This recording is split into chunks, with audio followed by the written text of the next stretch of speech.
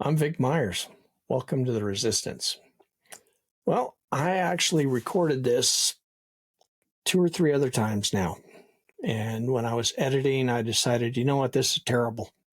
So for everybody who convinced me to do this, thank you. And also, darn you. This is episode 1 of the Resistor Vic podcast. And the title is Learning Curve, because this is definitely a learning curve for me. Hopefully I adjusted my mic so it's going to sound a lot better now. I guess we'll see. Which one is it on? Maybe that's the right one. Anyway, I'm going to introduce myself a little bit, tell you a little bit more about me. I'm going to talk a little bit about the Constitution, and then I'm going to answer guest questions because I had quite a few. I picked some out, not guest questions. I'm going to answer questions that were sent in to me. And then I'm going to tell you about my first guest next week. So let's get started, okay? Who is Vic Myers? Who is Resistor Vic, and why is he doing this? Well, after I saw that debate between Biden and Trump, I was floored. I was like, there's no way in hell this guy's going to be our nominee. And then I started thinking, I didn't know it would be Kamala Harris. In fact, I didn't think it would be Kamala Harris. But I thought I've got to figure out a way to try and help, because whoever the nominee is, they were going to be under a great disadvantage. So then it became Kamala Harris, and I made a video just because I'm way out here. My county is the biggest one in Colorado, and it's also very low population. When I say biggest, I mean biggest land area. It's a very poor county. We don't have but 10,000 people in the entire county. And I could knock on every door in this county, and it wasn't going to make a difference in the election. So I'm thinking, how can I do something? Well, I got to thinking that when you look at me, just an old country boy out here in the sticks. And if you look at me, white, older, rural, gun owner, I'm supposed to vote for the Republican because that's what the statistics say. And I got to thinking, what if other old white guys like me who live out in the country and own guns, what if they saw somebody like them that wasn't going to vote for a Republican? Maybe, just maybe, I could convince 1 or 2 of them to vote for Kamala Harris. And if I could do that, then I did something at least, besides sitting out here in the country and hoping for the best. So I made a video, and I put that video up on my Facebook page, and not a single person saw it. None of my friends saw it. Facebook squashed it big time. So I thought, well, that kind of torques me off. So I'd opened a TikTok account a long time before that.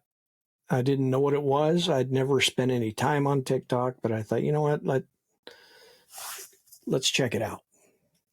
And I actually, my first video from way back when, I was making fun of Marjorie Taylor Greene. That's what motivated me. That and a friend or a relative, somebody shared a TikTok with me. So anyway, I decided to take that video that Facebook squashed, and I put it on TikTok. And to my surprise, I had a lot of reaction to it. A lot of follows, a lot of reposts, a lot of comments. And I thought, wow, well, maybe I'll try it again. And my videos all started out, I'm a 56-year-old rural gun-owning white guy. And if Kamala Harris thinks I'm going to vote for her, she's right. That's how they started. And next thing I know, I'm getting traction like crazy. My follower numbers are going up really fast. And the comments that I was getting, thank you for saying that. thanks for being an old white guy saying that. But the point is, I seem to be reaching people, and that was what I kind of wanted to do with that first video, and it was working. So I thought, you know what? If I keep doing this, maybe I'll make a difference. That's all I want to do. I wanted to make a positive difference. So I kept making videos, and I developed a following. And way back when, people were saying you should do a podcast, and it was flattering. And I thought, that's cool. I would like to do that. But I don't know how. I don't have the stuff to do it. I just kept finding reasons not to. But I'm doing this to make a difference. That's all I want. One of the questions that was sent in is my favorite movie. My favorite movie is It's a Wonderful Life. It's about the story of George Bailey, who, got stuck running the family business in his tiny little town. And no matter what he tried to do, he couldn't get out from under that. And things got real bad. And George was looking at maybe going to jail for something that was of no fault of his, something somebody else did. But he was desperate. He was going to jump off a bridge because at least that way his wife would have the insurance.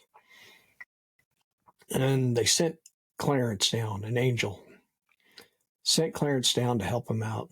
And Clarence showed George Bailey what his town would be if he had never been born.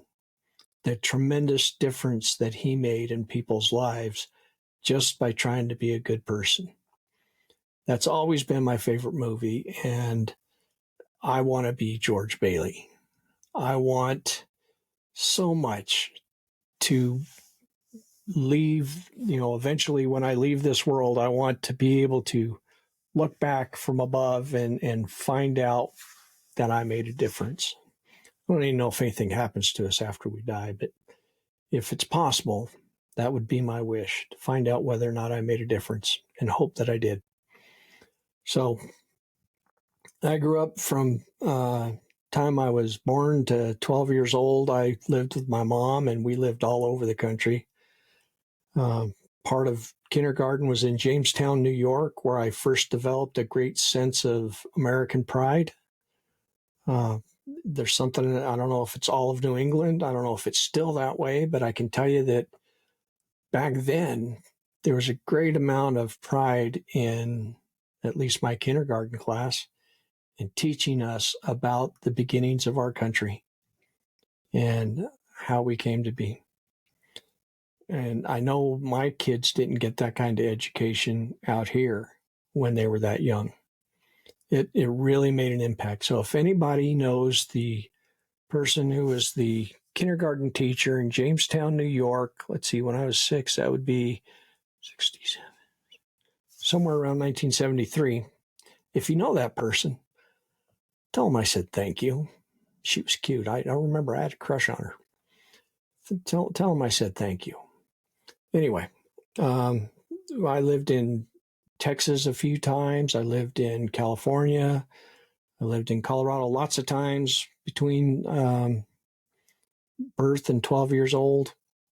And then when I was 12 years old, I moved in with my dad. And I had some stability in terms of moving. I went to one school, one middle school with my dad, and one high school. And that high school was my 13th school change in 13 years of school. So I'm kind of grateful for that, because I met people growing up in all parts of the country. One of my experiences was in Fort Worth when I don't know if it was kindergarten or preschool, but I remember being the only white kid in the class. The teacher was white and I was white, and all of my classmates were black kids. And I still remember that they treated me like they treated each other. They weren't like the white adults in this world where they judge people by, well, I shouldn't say all of the white adults, like so many white adults in this world. They look at somebody and first thing that they register is the color of their skin. My classmates they didn't care. They just saw another kid. I'll never forget that, and I'm grateful for that too. But anyway, when I moved in with my dad, I was a motocross racer, and my mom and my dad both instilled in me a sense of fairness in different ways. They instilled it, but they instilled it nonetheless. I grew up without a lot of money, and all the time I was with my mom, I lived on food stamps, and my dad was a truck driver. It was just he and I. And when he was on the road, until I turned 16, I was with another family while he was gone. And then from 16 on, when he was on the road, I lived by myself and I took care of the house and stuff. And those are the things that formed me. And when I graduated high school, I joined the military because it's just something that my family does. If you look at my family tree, I've got one grandpa that was survived Pearl Harbor, another grandpa that was in World War I. My cousin, 4 times removed, Captain Alex Fancher, was the cavalry captain that was leading the wagon train that got massacred in the Mountain Meadows Massacre in Utah. And my 6th great-grandfather was Brigadier General Andrew Pickens. He was in South Carolina. He led many decisive battles, and he became a congressman in the 3rd Congress and a delegate to the Constitutional Convention.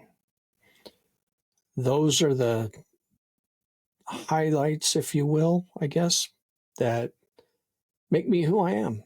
I'd say most of who I am is due to my dad. He made a point of teaching me that you don't look down on people, and it's important to always consider another person's circumstances and point of view, that it doesn't do good to hold grudges and things like that. He's an extremely fair man who taught me that sometimes life isn't fair. Taught me to stand up for myself against the bullies, because I was a skinny, scrawny kid. I had a lot of problems with bullies. My dad taught me you don't back down from bullies. If there's more than one, you pick up a board, start swinging, but you don't back down from bullies, because the feeling you get from letting them bully you is so much worse than any beating that you're going to take. So there you have it. I went into the military after high school. I was sergeant in the 101st Airborne Division, Chinook mechanic, flight engineer. I'm very, very proud of that. Very proud to have been associated with the 101st period. You guys in the 82nd, try harder. You can get there too. If you know, you know. Anyway, after the military, I went to college. I started and I went 1 semester. And on the first day of my 2nd semester, I was recalled to active duty for Operation Desert Storm, where I got sent to Germany, which would have been my 2nd overseas trip, because the first one, when I was in regular Army, I went to Honduras for 4 months, where I went to Guatemala and Honduras and El Salvador. Got some memories from that. Anyway, I did my 4 years in the Army, started college, went back to Germany for a couple of months during Desert Storm, and then came home and finished college and met Kelly, got married, and had we have 3 kids, and we have 6 grandkids now, and we're very proud and happy with all of them.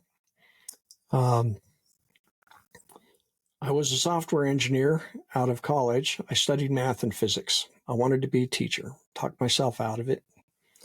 There's more of that story, but not today. I was a software engineer for a defense contractor, and that was a horrible job. It was horrible because I witnessed the defense contractor that I worked for basically milking the government for money, and I wasn't able to say anything about it. It was during the OJ trial, and my boss was but he wouldn't be right wing now, but very conservative, family values and all that crap.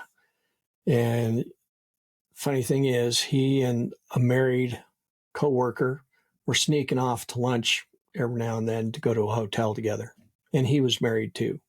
But family values, hardcore Republican. Go figure. I did that for a couple of years and really didn't like it. And then I went to work for Department of Corrections, and I had a career in the Department of Corrections until one day I just couldn't anymore. I left the Department of Corrections because I got tired of butting my head against the major and the warden. I believe in rules, and they believe that they could make the rules up. And I followed policies, I followed the laws, and it was causing too much conflict, and my mental health and my physical health was going downhill. So one day I just walked away from it. Then I went and tried to be a teacher for a little bit, and I loved teaching, but teaching didn't love me. I got happy stories and angry stories about being a teacher, and part of me still wishes that I was a teacher because the kids were wonderful. I was a drug and alcohol counselor. Well, not counselor, that's not right. Drug intervention specialist. I don't remember exactly what the title was, but I was a coordinator for Communities That Care. That was the name of the program. It's an excellent program. It's grant funded, and if your community follows this program, then you will reduce the number of kids in your community, large or small, that are involved in drugs and smoking cigarettes, teen pregnancy, crime, all the things we don't want our kids to do. And I really liked that job. But it was grant funded and didn't last in my county. Anyway, after I did that, I worked for one of the satellite TV companies installing dishes on people's houses. Did that until my knee got blown out for the second time, and they didn't want to cover it. So I decided that if they didn't want to take care of me, I didn't want to work for them. Tried to run my own backhoe business for a while, and I got out of it before I got in too deep. Still got the backhoe. And now I'm a security guard. And it's for a federal contractor, so I'm not going to say too much more about that. My job could go away any day under this administration. And here I am now, a burgeoning, what's the word I'm looking for? Burgeoning podcaster? I don't know. We'll see if this works out. So if you have more questions about me, go ahead and email me, and I will see if I can answer. But let's see, there you go. The Constitution. It's very, very important to me. Some people read the Bible. I tried to read it once. I couldn't get past the beginning with the whole guys living 800 years and Adam and Eve, and if they were the mother and father of all people, where did the people come from that their kids married? It didn't make sense to me, so I stopped reading it. I will say that I do believe that there's this guy named Jesus who walked the earth 2,000 some years ago, and I think he was a brilliant man and a great leader and imparted great wisdom to people, and that the world would be a better place if we all followed his teachings. Anyway, I read the Bible, or I read the Constitution. The Constitution is my Bible, and the country is my church. That's how I've always thought about it. And this administration, holy cow, what did I do with my notebook? I went through the Constitution page by page, article by article, amendment by amendment, and I found one, two, 3 pages of things where this president or this Congress either violates the Constitution or attempts to violate the Constitution or is telling us that they're going to violate the Constitution. Like Nosferatu, aka Stephen Miller, going out there on the White House lawn and talking to reporters and telling us that they're not going to honor habeas corpus, that it doesn't apply to everybody. These guys are so in your face. We don't care about the Constitution. And the Republican Party, in my youth, there's no way the Republican Party would have gone along with this kind of crap. Which is why when somebody says, oh, both parties are the same, no, you cannot say that anymore. Is the Democratic Party flawed? 100% absolutely. Every day of the week they got flaws. The biggest flaws is they like to keep their dinosaurs around. But for all of their flaws, the Democratic Party still cares about the Constitution. This Republican Party and this president and this administration and anybody that supports him, they don't care about the Constitution. And it scares the hell out of me, frankly, to know that there are so many people in this country who are okay with that. There are so many people in this country who are blind to the fact that this administration doesn't care about the Constitution, that the Republican Party is totally disregarding the Constitution. And the funny thing is, so many of those people who are oblivious to how much the Republicans in this administration hate the Constitution, that they don't that so many of those people are gun owners. And they think that they're always going to be able to be gun owners, even under this administration. And one of these days, I'm going to have an episode just about the Second Amendment. But for now,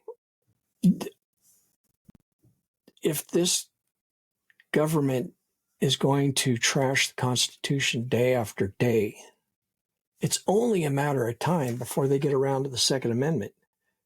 And the Republican grassroots people don't seem to understand that. It's frustrating. Anyway,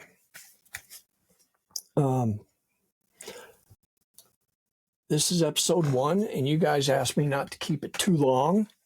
So I'm going to go ahead and jump into the questions that I got, because I got some really good questions, and I don't want this to go on too long. So Amanda asked me, do you ever feel unsafe? And have you lost anyone to the cult? Do I ever feel unsafe? I don't think about it. I mean, when I worked at the prison, I had one of the prison gangs was threatening me. We had intel that suggested they knew where I lived and that they were coming to come after me. So I got me a concealed carry permit and stuff and carried a gun around with me for a while. And then one day I decided, you know what? I'm not going to live in fear. If the prison gangs don't scare me, I'm not going to let a bunch of wackos, gravy seals who live in their mother's basement, I'm not going to let them scare me. I will not live my life in fear. I was a sergeant in the 101st Airborne Division. Fear is something we experience. It's not something that we should let dictate our lives. And as far as losing anyone to the cult, yeah. Very good friend of mine. I used to work with her. She was a great person, but she's 100% Trumper. And I just stopped communicating with her. I have a relative, same way. I don't feel bad about it either, because these are people who are supporting the antithesis of everything that I believe in, of everything that is important to me, not just for me, but for my family. They're supporting the antithesis of everything that my ancestors served in the military to protect. So, bon voyage, hasta la vista, whatever. I don't care. I mean, it's kind of makes me sad that they're not my life, but I don't lose sleep over it, not for a second, because my family and my country are number one. And I say they are number one because my family, without my country, I don't know if I could keep them. And my country, without my family, I don't know if I would want, if country, nothing would matter to me without my family. So those two things are one. And if you stand against that, then whether you're a blood relative or a dear friend, if you stand against that, then I don't need you in my life. Lorraine wants to know if I have an indivisible group in my area. We do. We have an indivisible group. I tried to get hooked up with them. Our indivisible group is a little frustrating to me because they want to be nonpartisan. They want to both sides. And I'm sorry, but in these times, with this Republican Party, you can't be on both sides. You can't straddle the fence. You either love our country and you love democracy, or you don't. So I haven't gone to any of their meetings. They want us, they're frustrated with the local Democratic Party because we're not engaging with them in their organized protests and stuff, but they don't want to engage with us because they want to be nonpartisan. So, they can keep doing what they're doing, and I support them in everything they do to protest this administration, but I don't want to go and hang out with people who want to both sides it. Chris, question I had for you is, how would you go about being able to focus on what's important in your day-to-day life? As a trans person, I'm finding it really hard to focus on just living my life and not giving MAGA or this administration too much of my energy or letting them make me feel miserable and hopeless. And you shouldn't give them too much of your energy, Chris, because one, that's what they want. They want you to be miserable. These people seem to revel in misery and imparting misery on other people. So what I do when I start getting frustrated or letting the anger get to me, or the fear of what could come if we don't get our stuff together, I take a break. I've gotten into the habit lately of forcing myself to put my phone down, turn on the TV, and finding a movie that I know is going to take me away from it all. And focusing on nothing but that movie, or take some time and spend it with my wife and not even think about politics. You have to set aside some time for yourself and do things that you enjoy so that you can not become overwhelmed. Laura, I'm curious regarding the community you live in. Are they Trump supporters? How do you interact with them? Do they argue with you? Yes, this is a Trumper county. It used to be a solid Democratic county when I moved down here 20-some years ago. And now it's a Trumper county. My state representative is a member of the Proud Boys, and that just makes me sick. On January 6, 2020, I came home from work, and the interstate is a couple of miles as a bird flies away from here, and I have to come down the interstate and get off on the exit. And every Sunday, these assholes are out there waving their Trump flags. Before the election, they were raising their F. Biden flags and the Gadsden flag and their stupid 13 stars flags and all the anti-American flags, if you ask me. And when I came home on January 6th, these people were standing out there on the exit celebrating the attack on our Capitol. And I got to tell you, I almost went to prison that day because it was everything. It took everything I had to not just drive through them all. I'm sorry, but that sounds horrible. I know, but I didn't do it. And I'm not a violent person. But I was installing somebody's satellite TV system in their house. And when I was testing it all out, I turn on the TV and I see this going on in the news. And I'm driving home and thinking about all that. And I see these people standing on the exit celebrating it. And they're out there every Sunday morning. They're out there waving their stupid flags. And I make my grocery trip on Saturdays every time I can because I don't want to go around them. But I don't engage with Trumpers. There's one at work, proud of buying his Trumper coin before the election, and he thinks that Trump can do no wrong, and I don't engage with him.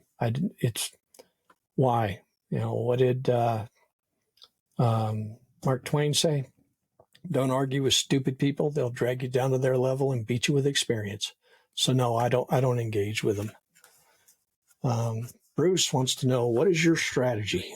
The new podcast is a tactic in that strategy.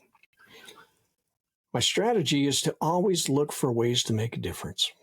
Always look for ways to reach people. Because if I was the only one doing that, then, I'd be Sisyphus trying to push that boulder up the mountain. But I'm not. I'm not the only one. And that's something that I constantly remind myself of, that me going out by myself at a protest and holding a sign, or me calling my congressman, or me doing these videos by myself, it means nothing. But I'm not by myself. I always remember that there are millions of Americans out there in this country doing the same thing.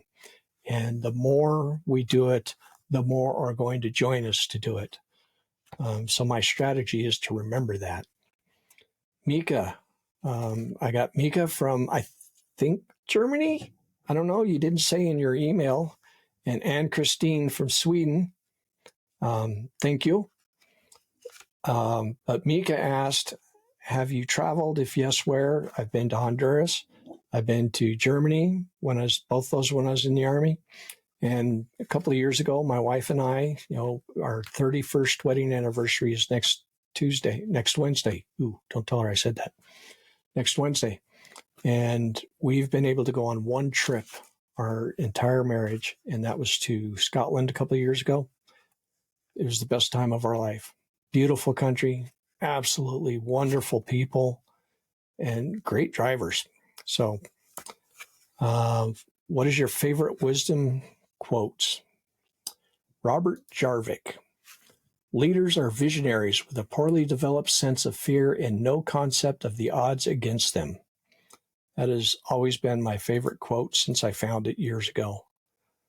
Let's see. How much time have I got? Oh, we're into half an hour, so I'm going to speed this up a little bit.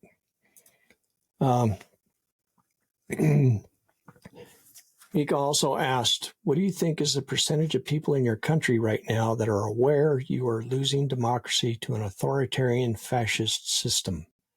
Not asking what percentage of the people do or don't like it, just what percentage is actually seeing and understanding what is happening.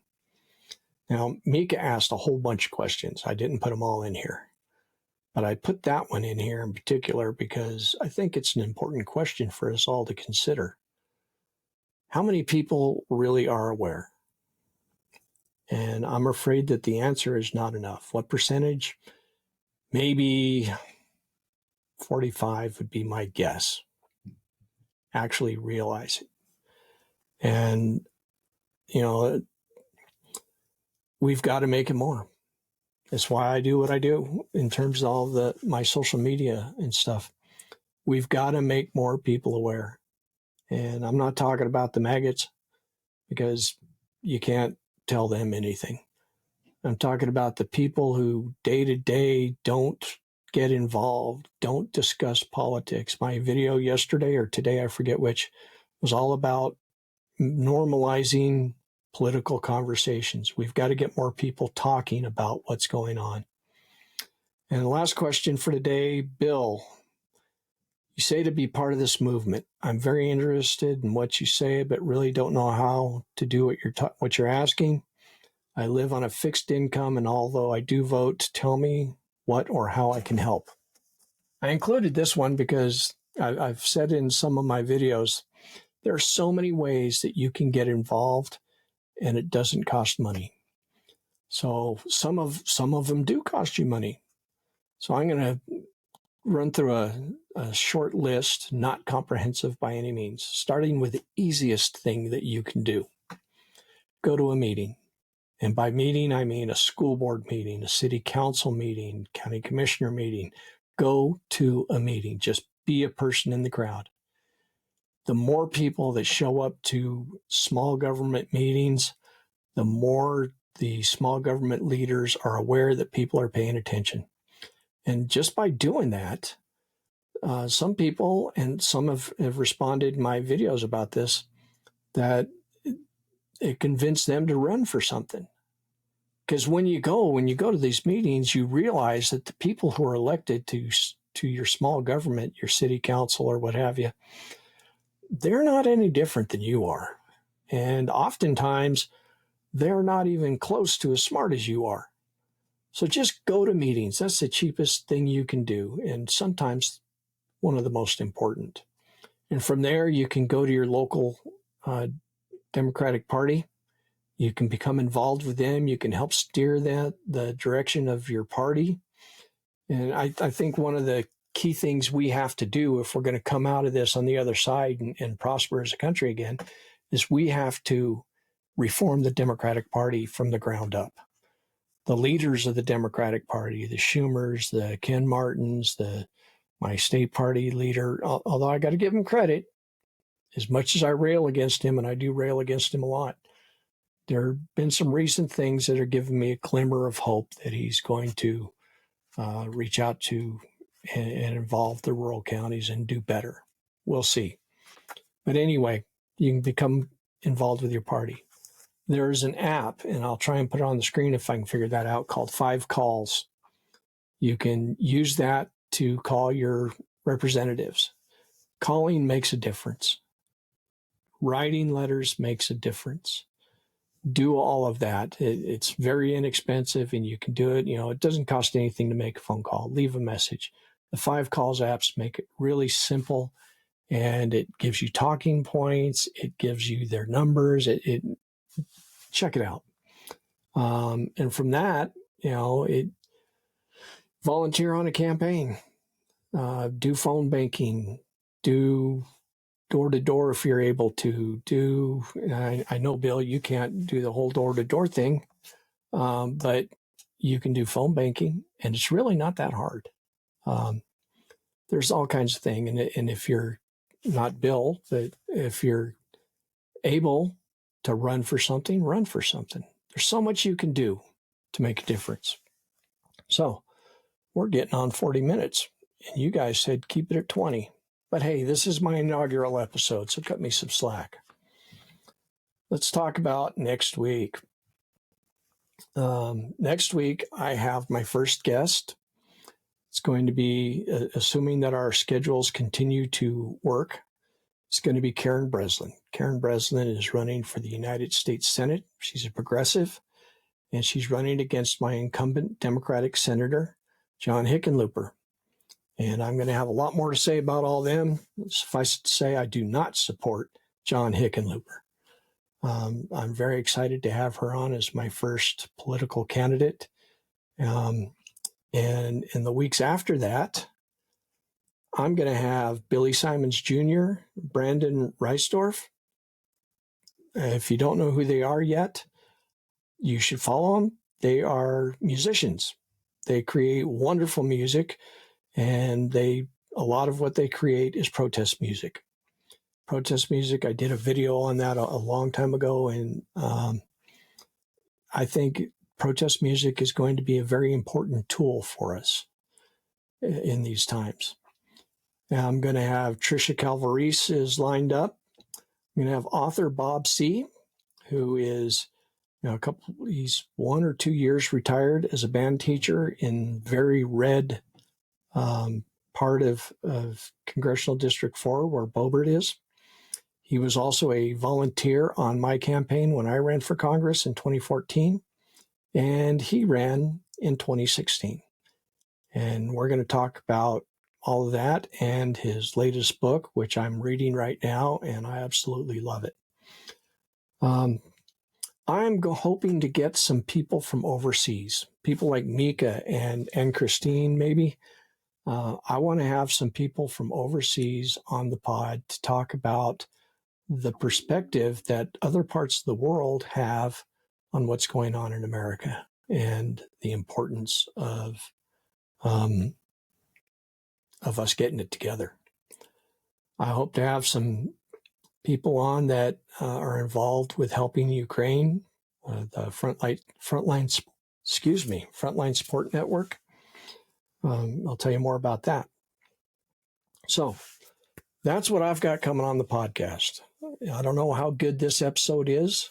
Hope it's better than the first 2 attempts to make this, but it'll come out on Tuesday, day before my 31st wedding anniversary. Did I say that already? I'm very proud of the fact that I've been married to Kelly for 31 years. She is my heart. Let's see. Send me your questions. Continue to send me your questions at resistorvic@gmail.com. Follow me on the other apps, and I'll put all that on the screen, I hope, if I can figure that out. This podcast is going to be hosted on Substack. Go there and follow me on Substack. It's Resistor Vic on all the apps. But follow me on Substack and do the things, comment, let me know how I'm doing, give me some feedback.